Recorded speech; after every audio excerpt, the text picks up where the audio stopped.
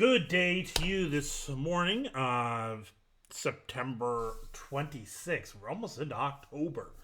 And I wanted to do a review this morning of the movie Superman, the one that came out, the 2025 version that came out this past summer. And the reason I wanted to do a fresh review of this is because, for two reasons. One is, I don't know how I missed it, but about a month ago there was a review on Issues Etc., which I am very much a fan. I support Issues Etc. I encourage you to watch it, or I should say listen to it. They've got a lot of good stuff on that show.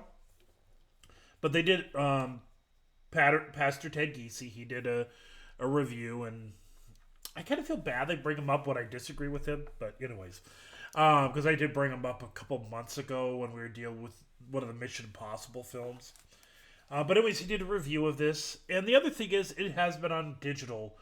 It's been on for sale on digital for a few weeks, and now it's on HBO Max. So kind of gave opportunity to talk about it. The unfortunate thing with Superman these days is he's become a very divisive character. To understand why this movie was met with mixed reviews, and this was the opening question that was Todd Wilken had brought up, is that he is about the mixed reviews, and there's a reason for it. It actually has a lot to do with the history of how this movie got to be made, and so you got to go back to the movie Black Adam. At the very end of the movie Black Adam, you saw Henry Cavill, the actor of Superman from Man of Steel, Batman v Superman, and Justice League. He shows up at the very end of the film, and people, oh yes, we're going to see Superman again. Well, the movie Black Adam failed. And very rapidly, DC, or I should say Warner Brothers, pulled the plug on any plans. And this included the Snyderverse. And I got you have to understand that the Snyderverse films, so the Snyderverse films would be the Aquaman movies, Wonder Woman, Man of Steel, Batman v Superman, and Justice League. And I guess you could maybe put Shazam in there, possibly. But those were the Snyderverse films. And there was some success here and there. Like Aquaman was a surprise box office success. Wonder Woman did very well, both in terms of box office, in terms of audience and critics' reviews. Man of Steel, people were cautiously optimistic when it came out. And I say this as one who was working at a movie theater at the time. The movie came out in 2013. And this is towards the end of my time working at the movie theaters, because I was about to start up my run as a pastor. I was about to become a pastor. But the movie came out in 2013, and at that time, the superhero films were red hot. They were hugely popular. Avengers came out the year before. And so did Dark Knight Rises. And by the way, it was very much reported that Christopher Nolan, who did the Batman Begins, Dark Knight Rises, that Dark Knight trilogy, is very much reported that Christopher Nolan was involved with the making of Man of Steel. And so that elevated. And the director, Zack Snyder, he had built a reputation with 300 and Watchmen, and they had a distinctive style to them that people liked. And again, that elevated it even more. And so people had anticipation. And so when the movie came out, it did well, but not compared to the other Marvel films. And what was going on with Marvel, and even compared to what The Dark Knight did. And so, and I remember working the theater, and it fizzled out really quickly. People are a little bit uneasy with the excessive destruction. People were uneasy with the fact that with how Pa Kent was killed, it just didn't have the same meaning and impact that it did in, especially in the Christopher Reeve Superman. People were uneasy with how Zod was killed But even with all of that, I think many people, if you were to ask your casual viewer, your fan, they'd be like, well, okay, I can deal with some of this, but I think there's enough good here. There's enough going on here that I think they got something to build on, right? And so the announcement came at Comic Con in San Diego that they're going to do Batman v Superman. And the way they introduced it, they had a reading of The Dark Knight Returns, which, for those who don't know, is probably one of the most popular, most beloved graphic novels when it comes to Batman. And it's infamous because of the battle between Batman and Superman. And then the movie came out. And not only did they do Batman v Superman, they did the death of Superman. And it just fell so flat. I mean, Batman and Superman are finally on the screen together, and it did okay. And the director's cut is a little bit better than what we got in the cinema, but you can't rely on director's cuts. You gotta hit it. You have to do well out of the gate, and they really didn't. I mean, Jesse Eisenberg's Lex Luthor, man, even the diehard Snyderverse fans, even most of them are like, yeah, we'll admit Lex Luthor was they dropped the ball with him, and it just fell flat. And then Wonder Woman came out. Wonder Woman was very much well received. And Justice League came out with a whimper. I mean, people weren't really that excited to see it. I mean, I'm serious. Like, I'm a movie person. I'm a guy that pays attention to the industry. I worked at a movie theater for like 12 years, as I was working my way through college and seminary and all that. It was where I worked in the summers and stuff like that, so I was very attuned with what was going on with the business. And I'm a comic book nerd, all right? I love that genre. I love superheroes. But when Justice League came out, it really came out with very little fanfare. A lot of people didn't even know it was released. And the movie kind of fell apart to some degree because of what happened between Zack Snyder and Joss Whedon, but that doesn't explain the failure at release. That explains the failure past the release date, but doesn't explain the failure of the release itself. It's basically, it was dead. And I understand. Again, I saw the Snyder Cut. It's long, but it's good. There's a lot of stuff I liked in it. But you can't rely on a specialized cut. You have to do well out of the gate. And because of that, and Black Adam was like the last ditch effort to just maybe get something out of this. And that fell flat too. And I feel bad for Henry Cavill, because I actually did like him. I liked him as Superman. I don't think they gave him enough with Clark Kent, but I did like him. I thought, and I feel really bad for the guy. I thought there was many good moments with Ben Affleck as Batman. I would have loved to see more with that. There's a lot of things that are kind of promised and alluded to in the Snyderverse, and so I empathize. And so because of it got the plug pulled on, and people blame James Gunn, but James Gunn did not come on to the scene until after this all happened. It was until after Cavill was let go that Gunn was brought onto the scene. And so that's one of the things that Todd Wilkin didn't quite get right, was that, or not Todd Wilkin, sorry, Ted Giese didn't get right, is James Gunn did not fire Henry Cavill. This is pretty well known. Henry Cavill was fired by Warner Brothers, not him. And James Gunn might have been able to make the choice and go back to it. But I think he actually probably made the right choice to just start over from scratch. Especially since you're not going to get Ben Affleck back. He didn't know it at the time, but Ezra Miller is somebody you don't want to continue on with. And so it's probably the right decision. So that's kind of the history, and that all the nastiness, the ugliness of how that happened created quite a bit of division. And there are some people that came into the Superman movie in 2025 and were very, very determined that this movie would not succeed. They said that, I mean, even before James Gunn was hired, the minute they found out Henry Cavill wasn't coming back, people were rebelling against it. And the thing was, people started rebelling against James Gunn when people were fans of James Gunn before that, because his Guardians of the Galaxy films were well received, all three of them, and um,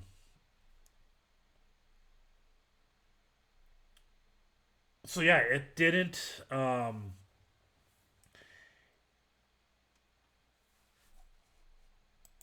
So like I said, so that reality with James Gunn, it kind of created um, a glitch. It created controversy, and it's been controversy even up to this point. It's kind of starting to fizzle out, and I'm hoping that's just because the movies have been out for a while.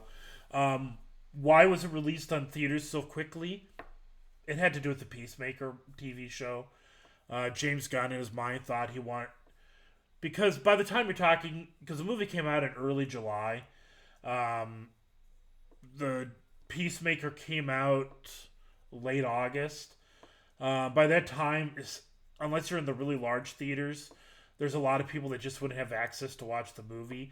So he wanted to make it accessible to your average film watcher, and because it does complement, it goes along with what's going on in Peacemaker.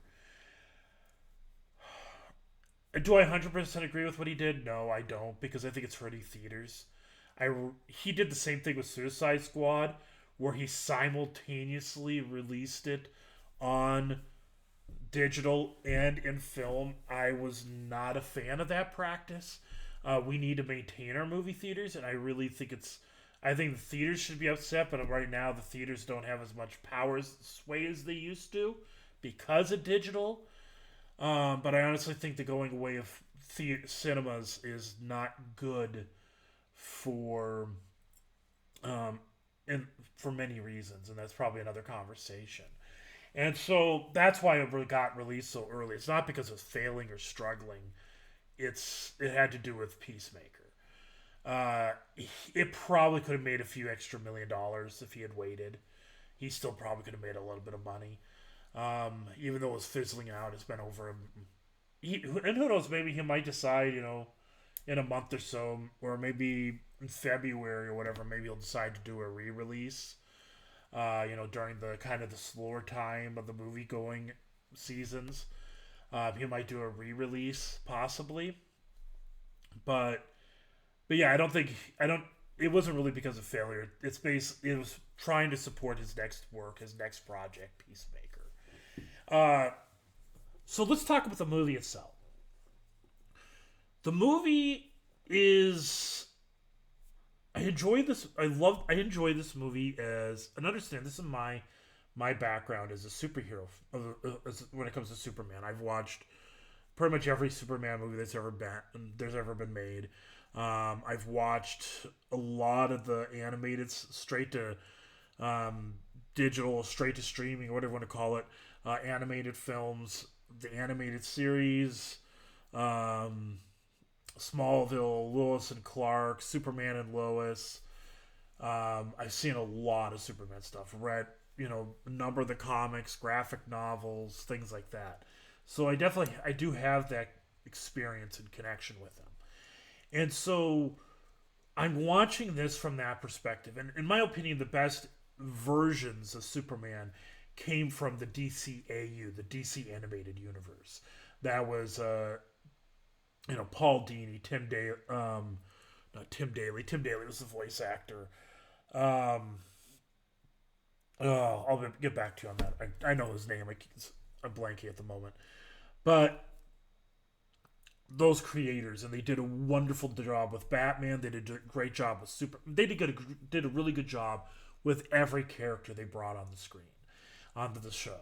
And Superman, the way they portrayed Superman, sometimes he lost, sometimes he got beaten up. I do think that James Gunn's leaning into that version. He does not. He apparently does not want to do a Superman where he's like just unbeatable unless you bring kryptonite into it.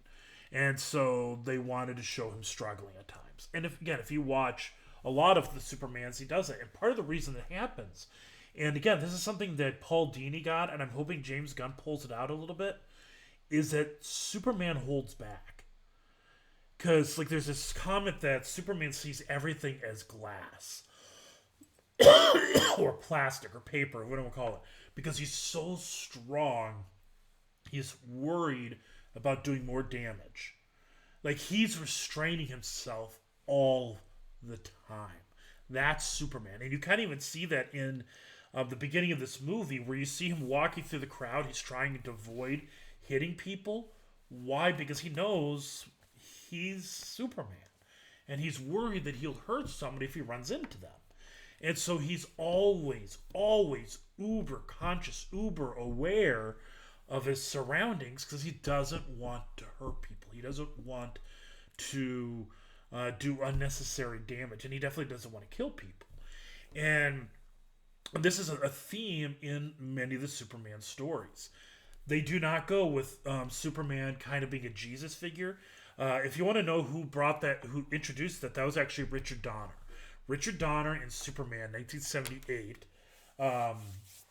introduced this story, this plot line. It was never there before, and it continued into Superman 2. Superman 3 and 4 didn't really deal with it much at all, and to be fair, those were really poor movies. It doesn't come out in Lois and Clark. It doesn't come out in Smallville. It doesn't come out in Lois and Super. It doesn't come out in the shows or the cartoons.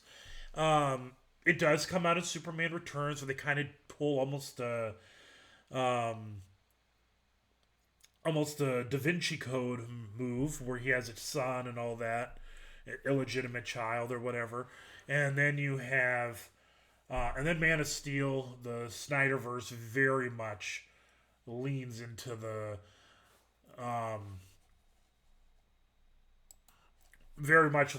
whole Superman as Jesus line and plot line. But the thing is I don't have a problem whether you do or don't. If you do, cool. If you don't, cool. It's not a big deal. Because one thing you have to remember is Superman was created by Joel Shuster and Jerry Siegel. They were Jews, not Christians. And so that's why we should not get too caught up on it. But this does lead to dealing with one of the controversies in this film. And that has to do with the parents. The parents, they give a different motive to the parents in this film than what we previously know. In previous films, it was a benevolent sending. They sent him off because of the destruction, understandably. And that he's supposed to be a beacon of hope unto the people. And they changed that. They appear to have changed that. I'm really hoping that James Gunn doesn't run with that. I'm hoping, because the rumor has it, Superman Man of Tomorrow, which is the next film, which will feature Brainiac, who's a computer. I'm hoping that he uses Brainiac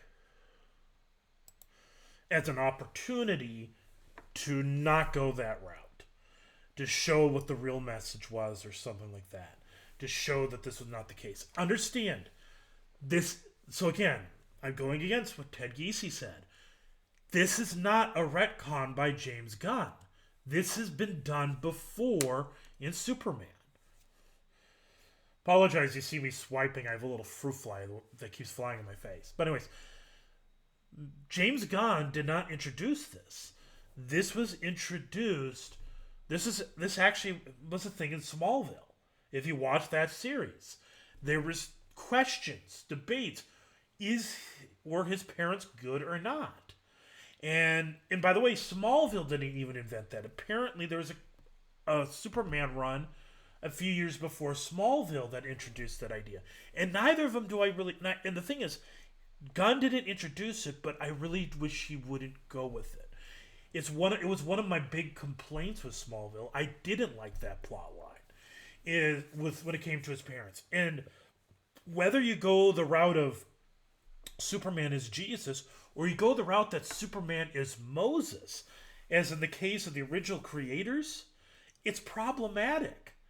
And it's problematic to go that route. And not to mention, you in the movie they bring up the word. I mean, the word harem gets thrown around, and you're supposed to be a kid-friendly show. That's a word that should be thrown around because I don't want parents to have to explain to the kids, have their kids go, "Mommy, what's a harem?" It's like, yeah. I mean, okay, that's a little problematic, James Gunn, for bringing that into it. And again, I have problems with what they did there. The motivations of Lex Luthor, there's no debate about this. Again, I know I'm very much responding to Ted Giesi's interview.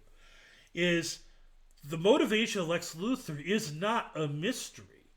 It comes out all the way through, and if anybody's ever familiar with Lex Luthor throughout the history, it's obvious. His motivation is ego. It's pride. That's what it's all about. And as a Christian, we probably should be able to appreciate this message. Because remember, the message, the temptation in the garden, Genesis 3, the temptation, the heart of it wasn't that they would be intimate, that they would know good and evil, which, by the way, in the Hebrew, knowing is actually a way of referring to intimacy. So it's not just that they knew what was good and evil. They already had some concept of that because they knew death was a bad thing. So they knew knew of evil. But in Hebrew, it's intimacy. So for those who don't know. But even still, that was not the temptation. The temptation was that they would be like God. And ever since the garden, every single man, woman, and child, their greatest temptation is to be like God. And so in the case of Lex Luthor's character, he's extremely intelligent. He's a genius, right?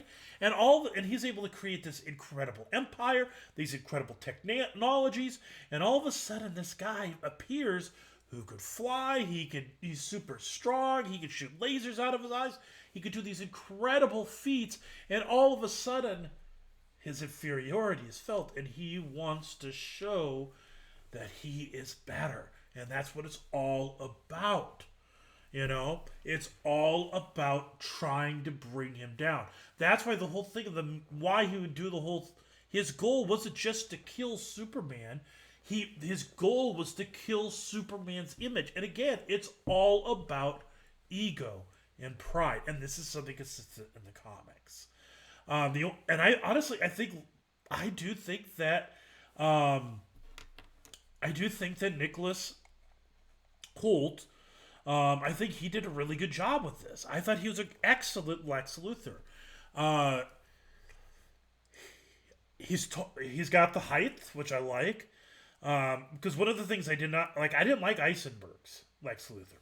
Eisenberg's Lex Luthor he felt almost more like a Riddler type character than he felt like Lex Luthor. And I love Gene Hackman's portrayal, but because it came out before they reinvented Lex Luthor into the more business corporate corporate type guy, it ended up being a lot cheesier. So he didn't get as good of writing as later Lex Luthor's would, especially like the Lex Luthor and Lois and Clark. He's really, really underrated for the way he was written, the way he portrayed it. Very underrated. And then of course Smallville Lex Luthor kind of builds on that, along with his father Lionel Luthor. But like I said, I think they did well with the writing, and Lex Luthor's supposed to have a level of intimidation. Is he as good as what I've seen in the animated? Still no. Still not as good as the animated series. The animated is still the crown jewel when it comes to Lex Luthor's. But this is a very good step forward. I've heard people complain that this became less of a Superman movie, and I don't agree with that because there's actually quite a bit that happens before the Justice Gang even shows up. I mean, okay, so by the time the Justice Gang shows up, he's crashed. You met Crypto. He's been revived. He's come back to fight the Hammer of Baravia. And by the way, I don't know if Bravia is akin to Russia and Ukraine. It could also be akin to Israel and Gaza. You know, although maybe that's why it's a story that's often done, is because any time in the history of the world there's something like this going on, right? There's always rumors of war, as Jesus said. But anyways, um, he's had an interaction with Lois, talked about him interviewing himself. He got interviewed by Lois as Superman. Um, Lex has broken into the Fortress of Solitude, and he did about half of the fight with the kaiju. Then they showed up. I mean, there's been a lot of Superman before the Justice Gang shows up. So anybody's like, I think Superman got lost. I'm like, how? He still takes up most of the movie. All right? I mean, there's probably about a third of the movie already completed, at least, before they ever show up on the screen. And the first time they show up onto the screen, they weren't really dominating that much. The focus was still on Superman. And I feel like people that go this route, it looks like they're just looking for an excuse to hate on the movie. All right? Or they have attention deficit issues, possibly. I don't know what the reason is, but quantitatively, even and writing wise, it is still very much Superman. Why doesn't he recognize, somebody brought up, he also brought up in there, like, why doesn't he recognize that it's his clone? Couldn't he use X-ray vision? Two possible reasons. One, it's made of lead. If anybody knows Superman, he can't see through lead. And there's a very good possibility Lex Luthor figured that out. The other possibility is the only time he interacts with him, he's in combat. He doesn't have time to do the X-ray vision. All right? He may not have had an opportunity to do so. So that might be the simple answer to that. Especially given the fact that this is the guy that was beating him. So if he's getting beaten, he doesn't have time to stop and say, oh, I wonder who that is. He didn't have, my guess is he probably didn't have time. But even still, I would not put it past Lex Luthor having lead somewhere to keep him from recognizing. So, he gets emotional. Yes, he gets emotional through it, and that's okay. They're just trying to portray him as being more human-like. Again, that's kind of something the comics and I don't think it's so much that Superman being Jesus isn't. I don't think it's so much boring. I think it's just more of an overdone thing. People have seen it, done it, been there, done that. Let's do something else. I think it's more simple like that. From what I observed of James Gunn, I don't think he's antagonistic towards Christianity or towards religion. And the reason I say that is because I remember when Chris Pratt, it became very well known that Chris Pratt was a very strong Christian. And James Gunn was one of the people that came to Pratt's defense. And from what I gauged, even from what I've gauged from James Gunn, is he may not be a Christian, but I don't think he's disrespectful towards Christianity. And so that's why I don't really quite buy that idea. So this returns to the message of this movie. The way the parents are portrayed, I know people complain about that. I don't think they're struggling with the phone. So if they're supposed to be kind of older, there's a lot of people that are like that. And honestly, the way they portrayed his parents, there's a number of people that I know of that they're very similar to. The father gets emotional. It kind of gets portrayed that it's only when it has to do with Clark. And again, there are a lot of men out there that they won't cry about anything. I mean, you could cut their arm off and they'd be like, man, that's gonna hurt tomorrow. Well, here, give me a beer or whatever. There's guys like that, and you know what? When it comes to their kids, they could cry like none other. So they're very mushy when it comes to their kids, and I think that's what's going on with John Kent in this film. And so, and by the way, neither of them are dead. And again, that's been done before. And again, there's nothing wrong with that. There's a lot. Is Superman a Christian? This character in this film, I don't know. I think they could go that route though, because if James Gunn is really making use of things like All Star Superman, um, what was the other one? Well, All Star Superman. There's one other one I'm trying to think in my head, but if he goes with some of them, they do lean into the fact that he is a Christian. I think they have him. He's a Methodist, I think, in the comics. So I wouldn't be surprised if they do something with that, but they have to have a reason. They don't. You don't do it just for the sake of doing it. It's got to go with the plot. It's got to go with the story. And I don't see him bring it in unless it fits with the story.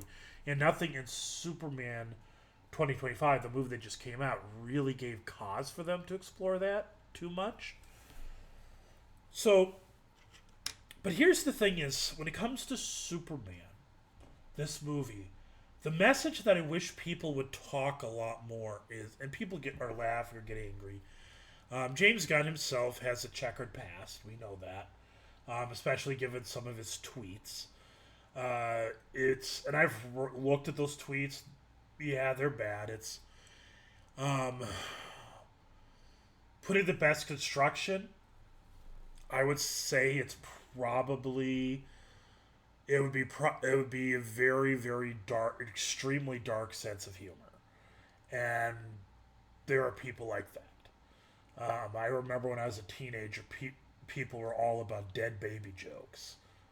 Dark humor is a thing for people, especially true if you ever talk to people in the medical field or who work at hospitals or law enforcement. Just they have really dark senses of humor, and the reason they do is because they just experience so much bad stuff. It's kind of a way to cope. Um, and so I don't know if that's what's going on with James Gunn. It's possible that there's more nefarious stuff going on with him, possibly. But again, in interest of putting the best construction, I'm not going to engage on that.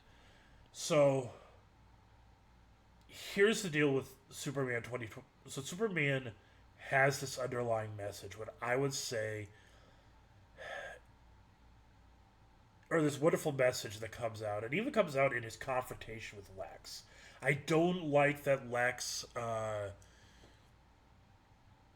was beaten up by the dog, almost like Loki was beaten up by Hulk. I didn't love that because it actually took away from what was going on in the scene. The humor that's through it, I don't mind the humor. Um, the a lot of the Galaxy Guardians of the Galaxy esque humor comes from the Justice Gang, and I'm okay with that. And from what I never really read the Guy Gardner comics, but for people that have talked about him, he was pretty consistent. And Mr. Terrific was made pretty good. Yes, there's a lot of breaking of the second commandment. You shall not use the Lord's name in vain. Again, I'm sorry I keep on going back to Ted Giese, but I'm responding to what he said in a large part. But Ted Giese, but is it in there? Yes. But unfortunately, that's kind of normal for cinema these days. I really don't think he's saying much with it. I don't think there's any point to why he's saying it. That's actually the very definition of using the Lord's name in vain is when God's name is used for meaningless purposes.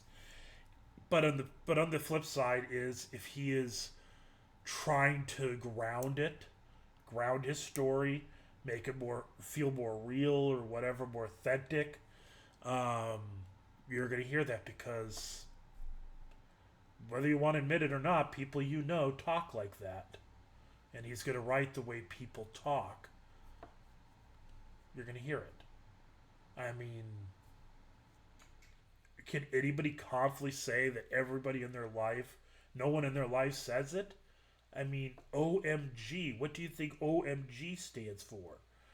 It's all over the internet. It's all over social media. People use it all the time. All right, so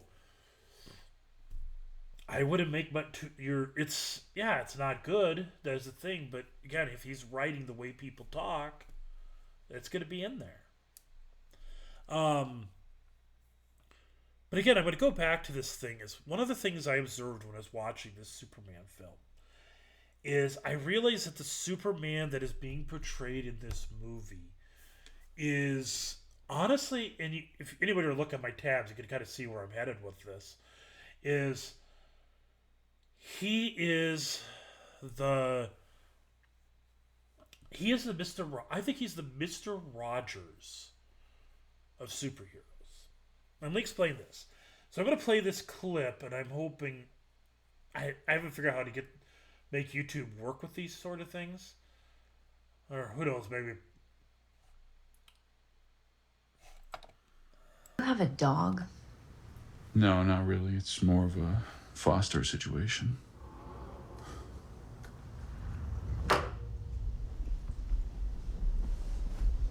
Coco.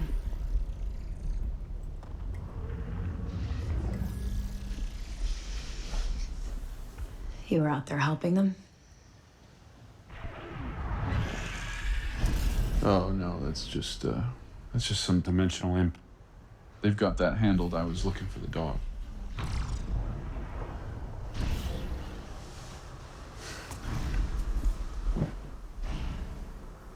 You okay? The footage is not what it looks like, Lois. Okay. The ship my parents sent me in was damaged in transit, so I only ever heard the first part of the message. And I believed I knew how it ended. That my parents had sent me here to serve the people of Earth and to be a good man. I'm not here to rule over anybody, Lois. I never thought you were. Even for a moment, Clark.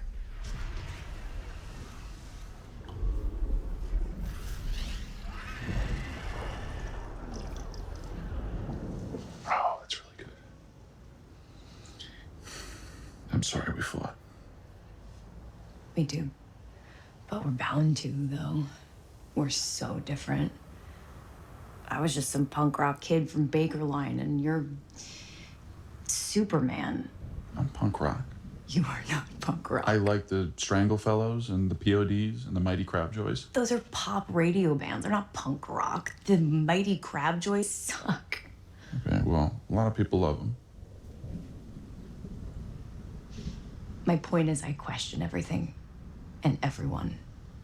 You trust everyone and think everyone you've ever met is, like, beautiful. Maybe that's the real punk rock. So you heard it in that line, you think everything's beautiful, that's the real punk rock. And I had to pull it out. I had to stop before they got into the music. But this is a wonderful scene. And first, by the way, I should note that always forget her last name. Yeah, Rachel Brosnahan, who plays Lois, I think is a great Lois. And there's a legacy of great Lois Lane actresses.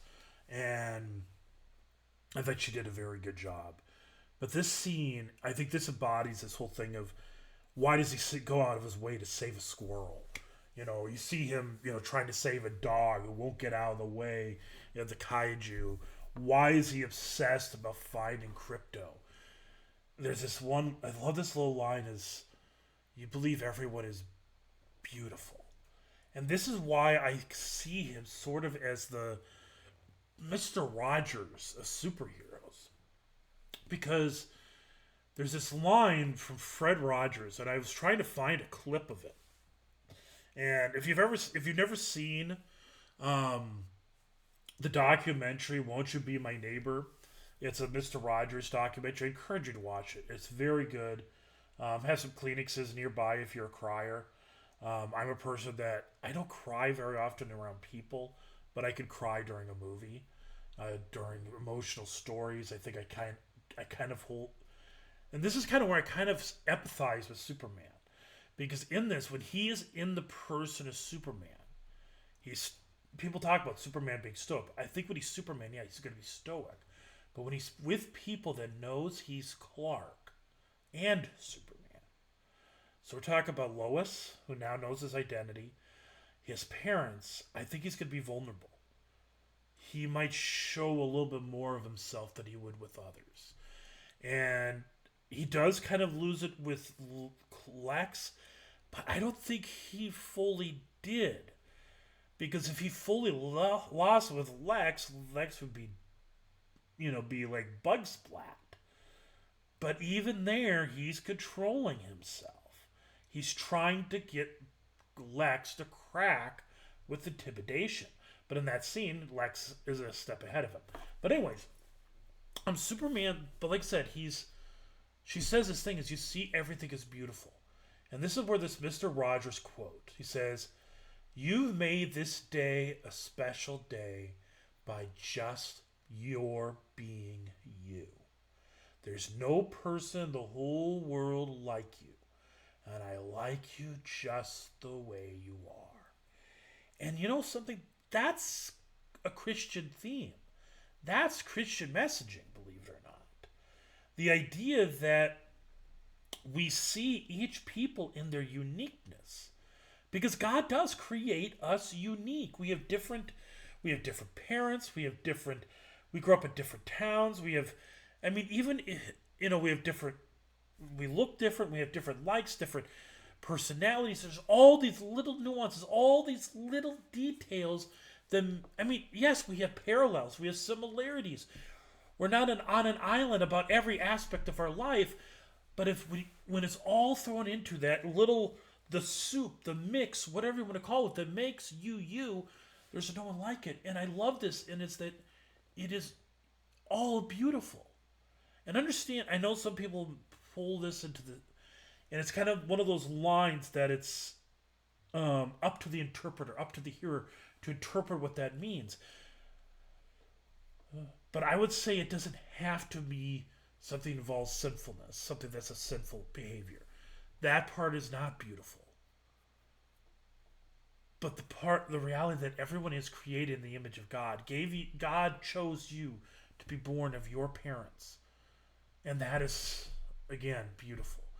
You are beautiful as you are. And we should treat people as such. And this is consistent with Scripture.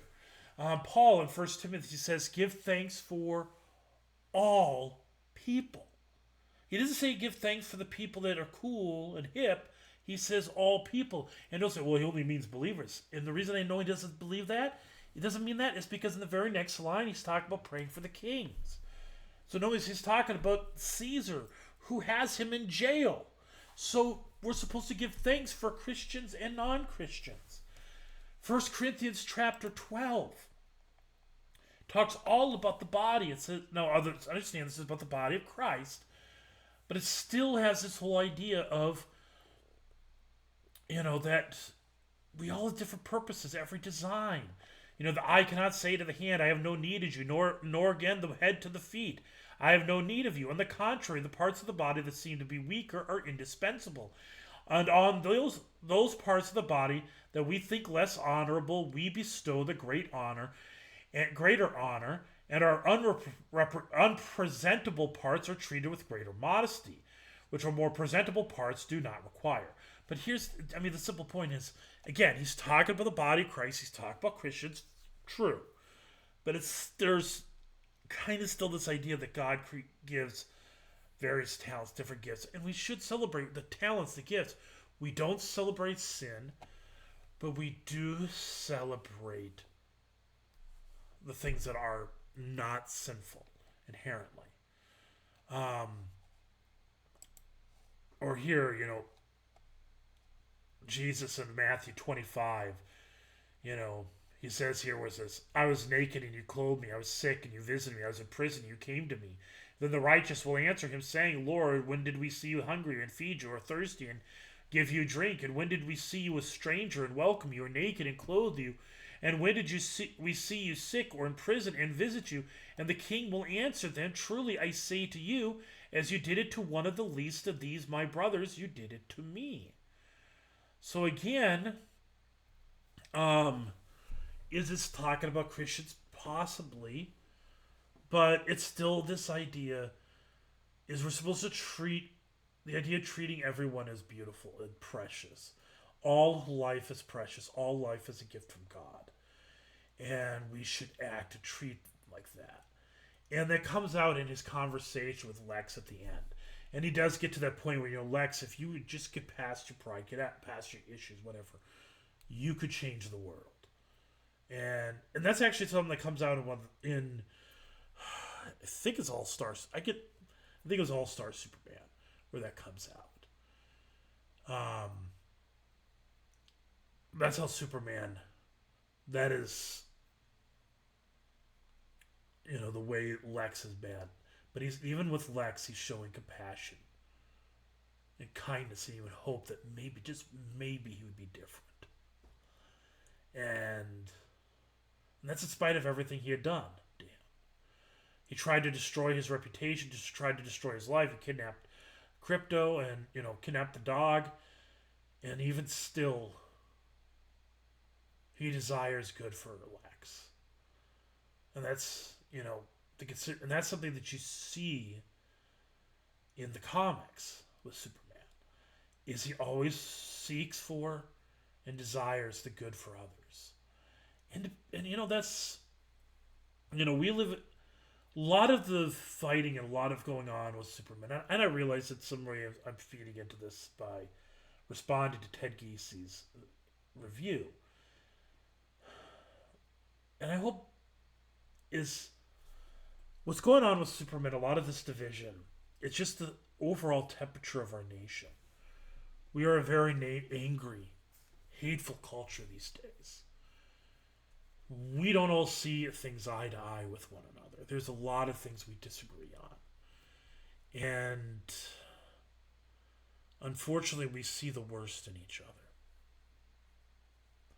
I wish that wasn't the case. I wish we would rejoice in what we have in common. Recognize this simple, basic reality that we breathe the same air together. We're humans. And would celebrate that.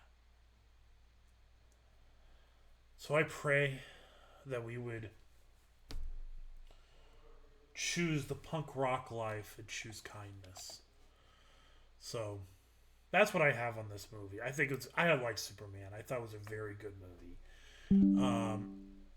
It doesn't seem like it's got a lot of stuff going on. Yeah, it's kind of I think it's meant to be more episodic, kind of like a comic book or a cartoon, and I don't have a problem with that. But I thought it was a good movie. I think it's a good step in the right direction. I do agree. I'm sympathetic with some concerns. Like I said, I'm not loving the possible direction they're going with the parents. I don't like that the way that Lex was like thrown around like a rag doll by Crypto. I think they kind of neutered a good scene. But overall, I thought it was good. I think this is a good Superman. This is a good Lex.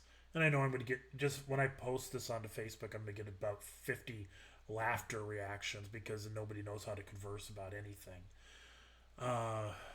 So, have a good day.